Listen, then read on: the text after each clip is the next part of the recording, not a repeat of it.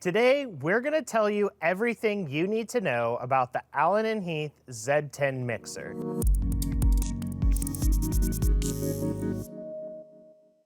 We've actually covered similar content before using an older Yamaha mixer, but since that model is no longer in our rental inventory, we thought it was time for an update. So let's get into the basics of this mixer: the inputs, adjusting the EQ, and how to route audio exactly where you want it. First up, let's talk about the inputs. A channel on a mixer is essentially the path that a specific audio signal travels through. For example, on channel M1 here, you have two inputs, a mic input and a 1/4-inch jack line input. The mic input is designed for low-level signals and includes a preamp to boost the signal. The line input, on the other hand, handles higher-level signals and typically doesn't need the extra amplification. Starting from the top, we have gain control. This knob adjusts how loud the incoming signal is. For microphones, you can boost the signal between plus 10 dB and plus 60 dB. For line level inputs, it ranges from minus 10 dB to plus 40 dB. This is where you'll start when setting your source volume. Next is the EQ section. EQ, or equalization, is all about adjusting the balance of different frequency ranges within your audio signal. First up, the 100 Hz high-pass filter. This button helps reduce unwanted low-frequency noise like pops or rumbles from microphones by rolling off sounds below 100 Hz. Then we have high-frequency EQ, which adjusts the high-end sounds, like treble. This is great for adding sparkle by boosting or reducing harshness by cutting. Next, the mid-frequency EQ. This is the only band that allows the flexibility to address issues across a wide range of frequencies. The top knob selects the target frequency, and the bottom controls the boost or cut amount of that frequency. For example, I could set this in the 120 to 250 Hz range as a cut if I thought that the signal sounded too boomy or boxy. Or I could set it up as a boost in the 1K to 2K range if I wanted to add more clarity to the signal. The top knob selects the frequency and the bottom knob adjusts the level of that frequency. Finally, the low frequency EQ controls the bass. This gives you control over the depth of your sound. Now let's talk about routing and processing. These controls determine where your audio signal will go and how it's processed. The aux send knob allows you to send some of the channel signal to an auxiliary output. This is perfect for a monitor send or setting up speakers in a separate room. The FX send knob works similarly, sending the signal to the console's effects processor or an external processor.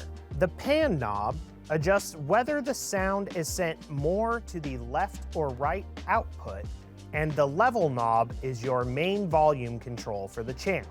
The record switch sends the channel's sound to a separate recording output without affecting the main output. Finally, the listen switch lets you monitor the channel through headphones or monitors without affecting the main mix. If you see the red PFL AFL LED on, that means that one or more of the listen switches are engaged.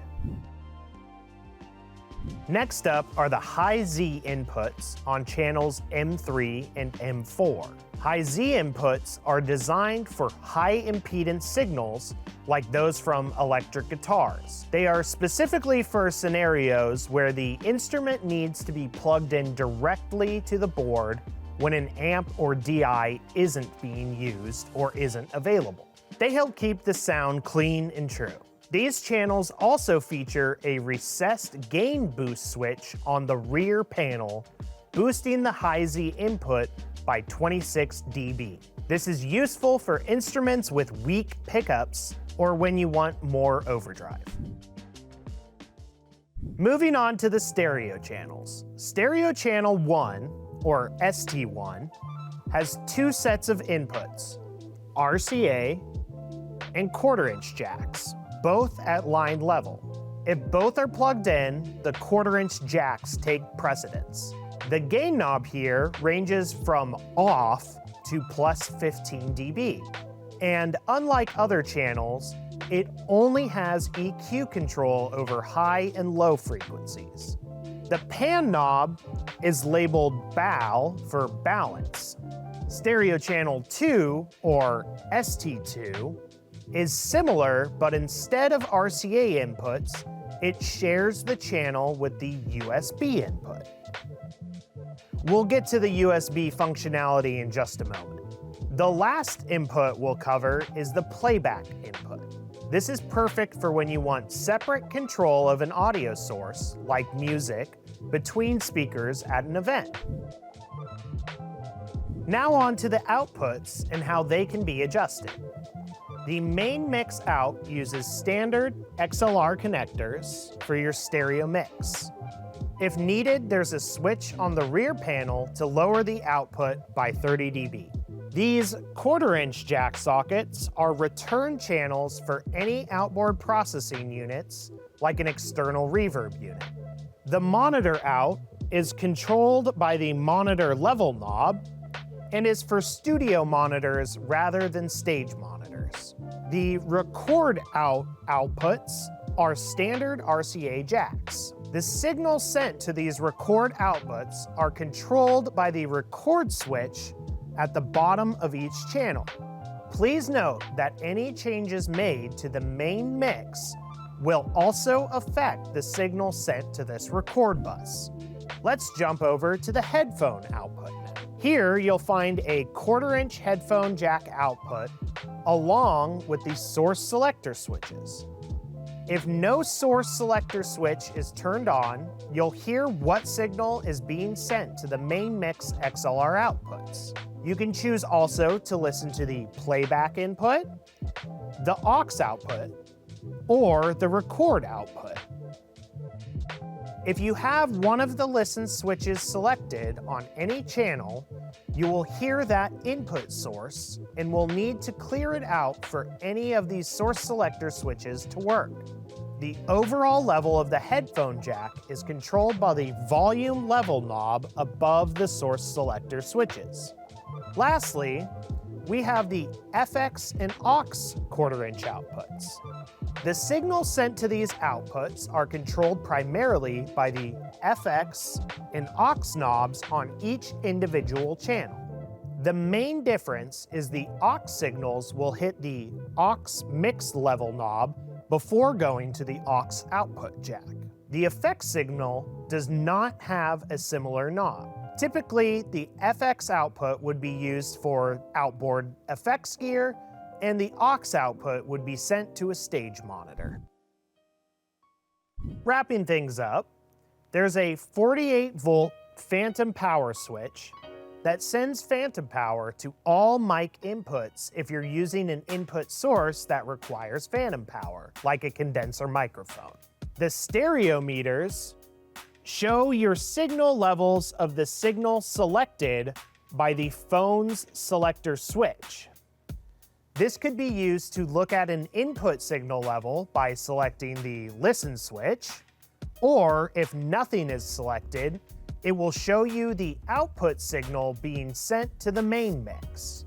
The PFL LED indicates if any of the listen switches are active. Finally, let's talk about the USB port. This feature is bi-directional, meaning it can function as both an input and an output at the same time. You'll need a USB Type B cable to use the jack. If you're using the USB port as an input, it will be controlled as if it were the playback device or as the ST2 input. If anything is plugged into the playback or ST2 jacks, they will override the USB inputs, however. When using the USB port as an output, it will default to sending the main mix signal as its output. You can change this, however, by using the USB out source selector switches directly below the USB jack. Your options are to send either the aux FX buses or the record bus output. If both are selected, the record bus output will take precedent. And that wraps up our overview of the Allen Heath ZED-10 mixer. We hope this video helps you get the most out of your gear. If you found this helpful, don't forget to like, subscribe, and hit the bell icon so you never miss an update. Thanks for watching. We'll see you next time.